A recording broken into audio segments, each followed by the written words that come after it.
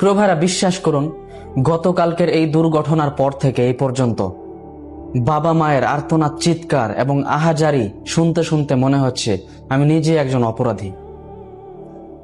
আগুনে পুড়ে মৃত্যুবরণ করা, এটা শুনলেই কেমন যেন শরীরে কাঁটা দিয়ে ওঠে, শরীর শিউরে ওঠে। কি মর্মান্তিক মৃত্যু! আপনি কি জানেন এই মৃত্যুই হতে পারে জান্নাতের পথ? রাসূল সাল্লাল্লাহু আলাইহি সাল্লাম বলেছেন, 5 ভাবে মৃত্যুবরণ করলে শহীদি মর্যাদা লাভ করা যায়। এর মধ্যে প্রথমটি হচ্ছে প্লেগে মৃত্যুবরণ করা, অর্থাৎ দ্রুত ছড়িয়ে পড়া মহামারীতে মৃত্যুবরণ করা। এরপর হচ্ছে পেটের রোগে মৃত্যুবরণ করা, এরপর ডুবে যাওয়া, তারপর বিল্ডিং ধসে পড়া, সর্বশেষ হচ্ছে আগুনে পুড়ে মৃত্যুবরণ করা। প্রিয় ভাইরা, গতকালকের এই মর্মান্তিক মৃত্যুগুলো হয়েছে আমাদের ছোট ছোট নাবালেক শিশুদের। সত্যি বলতে তাদের বাবা মা কেন, যে কেউ এটা সহ্য করতে পারবে না। গতকালকের চিত্র দেখে যে কোনো পাথর হৃদয় গলে যেতে বাধ্য হবে। মহান আল্লাহ তাআলা আমাদের দেশকে, আমাদের দেশের মানুষের উপর অনেক বড় বড় পরীক্ষা নিচ্ছেন।